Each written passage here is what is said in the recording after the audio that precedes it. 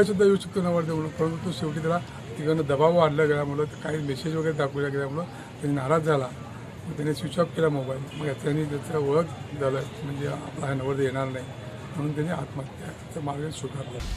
सोलापूर शहरातील हत्तुरे वस्तीजवळील कामरान चौक येथे पहाटेच्या सुमारास एक धक्कादायक घटना घडली आहे. सालिया मेहबूब शेख राहणार ओम नमः शिवाय नगर सोलापूर या उच्च शिक्षित तरुणीनं भर मंडपात आत्महत्या केल्यानं एकच खळबळ उडाली आहे. रविवारी सालिया शेखला हळद लागली होती आणि सोमवारी तिचं लग्न होणार होतं. घरी पाहुणे आले होते. सर्वत्र आनंदाचा माहोल असताना ही धक्कादायक घटना घडली.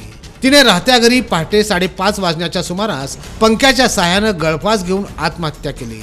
मयत सालिया शेख हिने 15 डिसेंबर 2023 रोजी विजापूर नाका पोलीस स्टेशनला विनंती करत एक अर्ज केला होता की मला समीर चांदसाब शेख, सलमान पिरसाब शेख आणि वशीम शेख सर्व राहणार कुमटे यांनी सतत मानसिक त्रास देत अश्लील व्हिडिओ पाठवून ब्लॅकमेल करीत आहेत आणि होणाऱ्या नवऱ्याला अश्लील व्हिडिओ पाठवत लग्न तोडण्याचा प्रयत्न करीत आहेत. तुझं लग्न कोणाबरोबरही होऊ देणार नाही अशी धमकी दिली असल्याचं अर्जात नमूद केलं आहे. 14 तारखेला किंवा 15 तारखेला पोलीस स्टेशनमध्ये लेखी अर्ज दिले आणि स्वतः मुलगीनं अर्ज दिलाय की ती स्वतः साईन करून आणि अंगठा सुद्धा लावले स्वतःचं. मग त्याचं सांगितलं नाही, सगळं उल्लेख केलाय की हे लोक मुलाचे आहेत.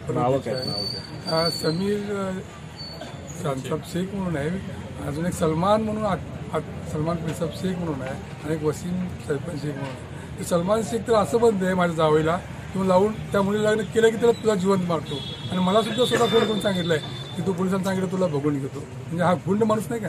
आम्ही कोणाला दम देतो का पोलिसावर मोबाईलवर कोणाला? असं असताना सुद्धा मी पोलिसांना सांगितलं होतं की काय बरं नाही आहे. क्वालिफाईड मुली होते म्हणजे MBA डिफॉर्मसी वगैरे केलेली मुली, सुशिक्षित मुली आणि हे नालायक माणसं असं करतात. त्याला सांगितलं जे खेळाच्या भाग एरियामध्ये राहतात, डोंगरामध्ये फिरत असतात सगळे नालायक लोक.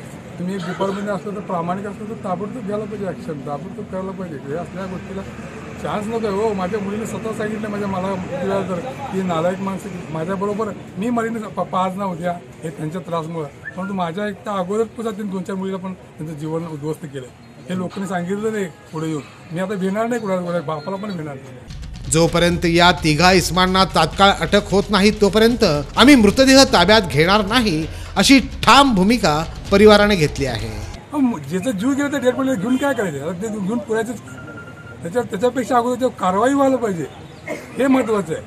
मग नंतर डेड बॉडी द्या. हे असली प्रथा चालू करा. असली प्रथा करून का डेड बॉडी घेऊन जाळा मग या आमच्याकडे की बाबा चक्रा मारा. त्यापेक्षा डेड बॉडी देण्यापेक्षा अगोदर त्या आरोपीला हात घालायला पाहिजे, मग डेड बॉडी द्यायला पाहिजे. दरम्यान विजापूर नाका पोलीस स्टेशन घटनास्थळी पोहोचून पंचनामा करून मृतदेह शासकीय रुग्णालय येथे शवविच्छेदनासाठी पाठवण्यात आला आहे. या घटनेमुळे सर्वत्र खळबळ उडाली आहे.